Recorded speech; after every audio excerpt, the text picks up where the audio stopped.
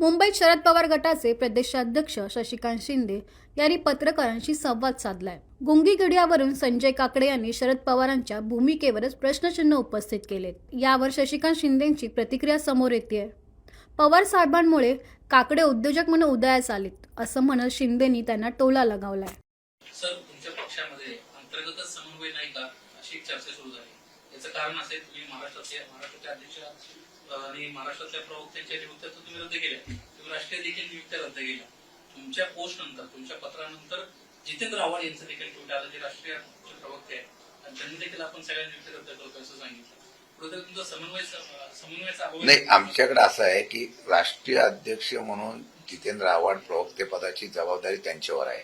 आमच्याकडे अल्पसंख्याकांची जबाबदारी राष्ट्रीय अध्यक्ष म्हणून दुसरीकडे आहे.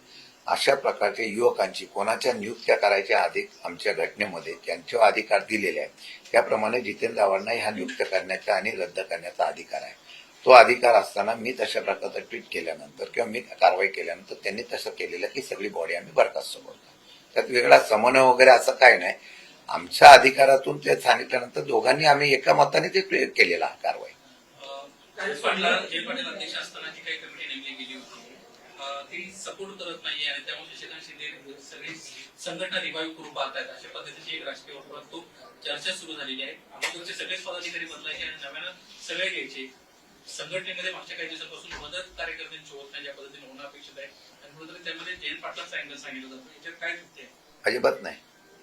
मी अध्यक्ष म्हणून पवार साहेबांच्या आणि सुप्रियाताईंच्या सर्वांच्या बरोबर चर्चा करत असताना जे आमचे ज्येष्ठ नेते आहेत, जयंत पाटील आमचे नेते आहेत, त्यांच्याशी सुद्धा चर्चा करतो, समन्वय करून या ठिकाणी काम करण्याचा प्रयत्न करतो.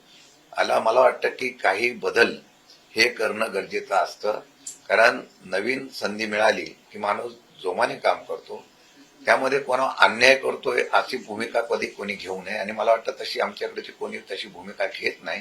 फक्त बदल करणं गरजेचं आहे. कारण पक्ष आता आक्रमकतेने, पक्ष आता त्याप्रमाणे महाराष्ट्रामध्ये फिरणारे पदाधिकारी नियुक्त करून काम करण्याची भूमिका घेतली तर तो पक्ष चालेल. म्हणून काही बदल करण्याचा निर्णय 100% आम्ही घेतोय. प्रदेशाध्यक्ष सुनील तटकरे यांनी धनंजय मुंडे यांचे सुद्धा कान टोचले आहे की मुख्यमंत्री उपमुख्यमंत्री आपल्या शेजारी असताना बाजूच्या व्यक्तींनी अशा पद्धतीनं वक्तव्य करणं किंवा दमदाटी करणं ही योग्य नाही. या गोष्टीची शिकवण आता आमच्या पक्षातल्या लोकांना सुद्धा मिळेल अशा पद्धतीचं वक्तव्य. मी मगाशी त्याच गोष्टीचा उल्लेख केला की ज्यावेळेला एखादा प्रमुख व्यक्ती बसलेला असतो, त्यामध्ये सुनेत्रा वहिनी असतील तर त्या उपमुख्यमंत्री आहेत, त्यांनी स्टेटमेंट, कारण मागच्या वेळेला 2 वेळा असाच प्रकार झालेला आहे. खरा हा विषय माझा नाहीये, त्यांच्या पक्षाचा अंतर्गत आहे. त्यावेळेला असंच झालं की त्यांनी निर्णय घेण्याच्या ऐवजी बाकीचे लोक पुढे येऊन हे करायला लागले. त्यामुळे आपल्या नेत्याची असलेली उंची किंवा आपल्या नेत्याचे असलेलं पद राखण्याचा प्रयत्न सर्वांनी करणं गरजेचं आहे. त्यामुळे निर्णय त्यांनी घेतले पाहिजे. सुनील तटकरे म्हणाले त्या विषयावर मी विनंती करणार होतो सगळ्यांना की आपण आपल्या प्रमुख असलेल्या नेत्यांनी काय तिथं असेल तर मीडियाच्या समोर तरी त्याची काळजी घेणं गरजेचं आहे. ते सुनील तटकरे बोलले की मी त्यांना मानत होतो, आणि हे जर घेतलं तर टीका करायला कोणाला संधी मिळणार नाही. संजय काकडे आहेत. संजय काकडेंनी खरं तर शरद पवारांवरतीच प्रश्नचिन्ह उपस्थित केलेले आहेत. ते म्हणतात की तुमच्या सुनेवरती खरं तर ही वैयक्तिक पातळीवरची ही सगळी टीका होते, आणि तरी देखील तुम्ही मूग गप्प गिळून खरं तर तुम्ही महाविकास आघाडीमध्ये बसलेला आहात, त्या संदर्भात एक वक्तव्य सुद्धा सादर करत नाही, अशा पद्धतीचा सवाल त्यांनी उपस्थित केला. असं म्हणणं आहे, आज तुमच्या सुनेबद्दल बोलले, काँग्रेसमध्ये जाऊन तुमच्या मुलीबद्दल देखील बोलू शकतात, त्यामुळं सावध व्हायची वेळ आली. काँग्रेसची साथ सोडा तुम्ही. नाही, आता संजय काकडेंनी काय स्टेटमेंट करावं, त्यांनी काय प्रेम दाखवावं, काय नाही करावं, तर त्यांचा प्रश्न आहे. त्यांनी पवार साहेबांना उपदेश देण्याऐवजी पवार साहेबांनी त्यांना किती मदत केली त्याची त्यांना जाणीव आहे. पवार साहेबांच्या माध्यमातून संजय काकडेंचा व्यावसायिक उदय झाला असं माझं मत आहे. मला वाटतं की संजय काकडेंनी पवार साहेबांना आव्हान केलं असेल तर मी समजू शकतो, पण मी पवार साहेबांच्या पक्षाचा म्हणून मी स्पष्ट शब्दात माझी भूमिका मांडलेली आहे की कोणत्याही महिला भगिनींच्या बाबतीमध्ये अनादर होऊ नये याच्या संदर्भातली भूमिका स्पष्ट करण्याचा प्रयत्न मी केलेला आहे. संजय काकडेंनी पवार साहेबांकडून अपेक्षा व्यक्त करण्यापेक्षा त्यांच्याच पक्षातल्या असलेल्या सर्व सहकाऱ्यांना, सुनेत्रा वहिनींना मोकळेपणाने काम करण्याच्या संदर्भातली जी मगाशी तटकरे म्हणाले त्याप्रमाणे जर त्यांना त्या ठिकाणी सूचना केली तर मला बरं वाटेल.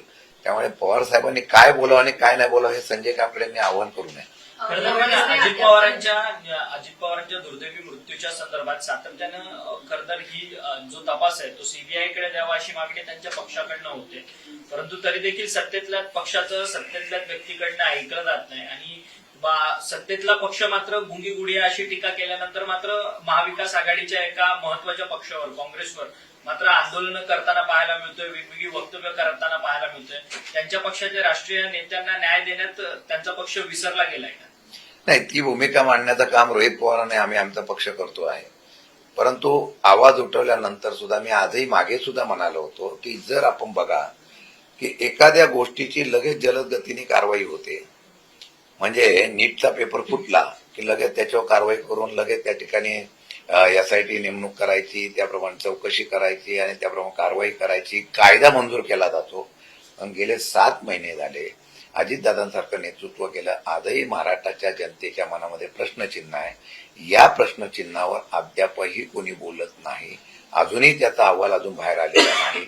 मागच्या अधिवेशनामध्ये सांगण्यात आलं होतं की आम्ही परत हा अहवाल तुमच्या समोर ठेवणार आहोत, अजूनपर्यंत आलेला नाही.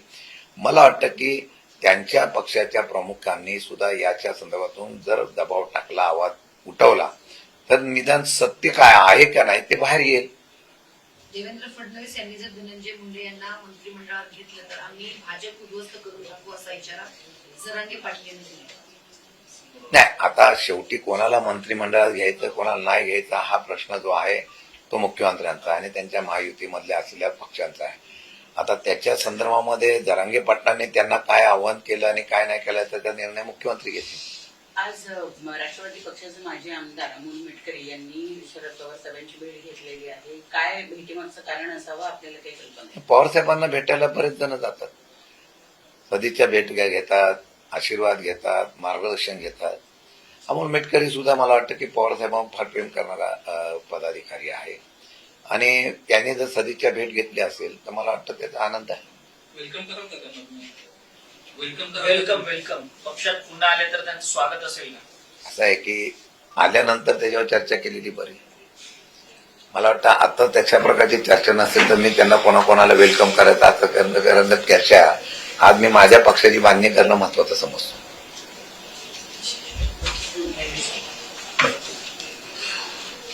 सर क्या चल रहा है? अंदर अंदर आम्ही सध्या झूच्या कचऱ्यामधला अभ्यास करतोय. अभ्यास करून तसाच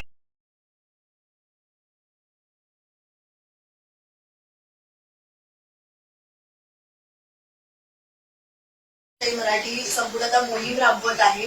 जूच्या चौपाटीबद्दल आजही कचरा जैसे ते आहे. महापौरांनी पत्र देखील दिले केवेर स्पॉटच्या अधिकाऱ्यांना, पण या पत्राला आजही केऱ्याची टोपली दाखवली जाते. काय सांगाल, लोक आपल्या पक्षाकडून कशा पद्धतीने? नाही, मी त्या दिवशी मला काही झू मधले काही नागरिक सुद्धा तुमच्या लोकशाहीच्या माध्यमातून माझे कार्यकर्ते आणि झूचे नागरिक सुद्धा आम्हाला भेटले होते.